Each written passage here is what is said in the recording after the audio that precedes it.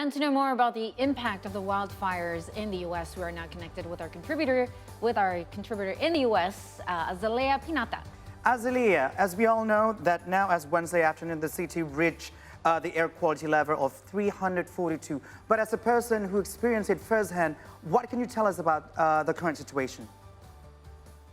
Well, New York City went Martian today, like with the orange-looking sky due to Canadian wildfire smokes. And just like the news that you guys played earlier, like the local government actually banned us to go outside, even though it is summertime here in New York and it was supposed to be sunny and sunshine. Even like the weather alert showed us that today was supposed to be a very sunny day. But even like the sunlight is very filtered out. We couldn't see and almost we couldn't even like feel the sunshine at all because of the smoke and everything else. Other than that, like the news that you guys just played earlier, they also said that this this fogginess, it is like the first time that maybe the first time in maybe a few decades or so in New York that a lot of New Yorkers, basically this air quality massively impacted the day-to-day life of New Yorkers, because compared to the other cities in America, New York City is the only city where Americans actually walk the street and have fun outside, compared to like LA, Chicago, or everywhere else. And school is closed. Some universities have shifted back to online class for a few days. Some companies even ask the employees not to come to work and work from home instead. So it reminds us a little bit about during COVID, during the pandemic, during the COVID time, because the government actually encouraged us to wear N95 masks and try to protect our breathing and everything else. Several airports have had to ground their flights this afternoon because of the crazy fog on the sky. In addition, the air quality index in New York, like you just said, Hans, is very like hitting like hazardous level right now. Yeah. And actually, we here who live in New York, we already received the alert from the local government since Monday.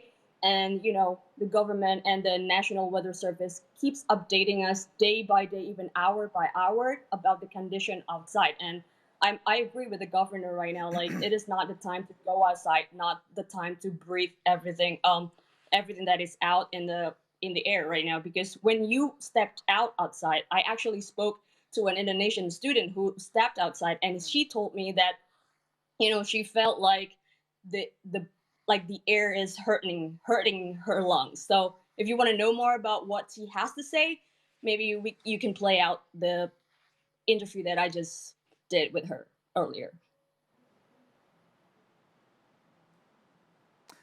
All right, Azalea, we will take a look on that. But also, if there is any report from any hospitals of patients with breathing problem because of this? Well, as of right now, I haven't actually checked to the nearest hospital or everything else, even though like on the news, they didn't really put out like the exact number on how many people actually went to the hospital to check on their breathing or their lungs, or if they have actual breathing problem. But right now, we're just trying to be safe as much as possible, like you said earlier, like on the news, like what the news that you just put out. They try to stop all the games, all the events outside, and it is New York in the summer, and a lot of tourists were outside, and I saw a couple of them because I stepped out outside along with my friends. We just like trying to grab something to eat, but then like a bunch of like tourists. It wasn't like New York as you imagine in the summer, so they just you know try to use their time there in New York, just to see around, look around, even though the air that they breathe actually hurting them. So you cannot stay outside even more than 30 minutes because it's going to be hard for you. You're breathing. It's like you're standing next to someone who just burned their trash. Like you're actually inhaling that much smoke, even though, you know, the wildfire is happening on the other side of the country. It's in Quebec area, the French part of Canada. This reminds me of the 2020 wildfire smoke that happened in LA, because I also live between two states, in the East Coast and West Coast. I shifted both parts and I experienced a little bit of the 2020 wildfire smoke that happened in California, and it reminded me a lot about my time there, both in LA and San Francisco. Also got hit in 2020. So this is not the first time that a lot of Americans. This is not the first time America actually experienced this kind of wildfire, which is showing that, you know, global warming is real, and we need to safeguard our planet in terms of like wildfires and try to keep it as cool as possible. Azalea Vinata, thank you so much for your report, and we'll be waiting for more updates. And please do stay indoor and stay safe. Thank you so much.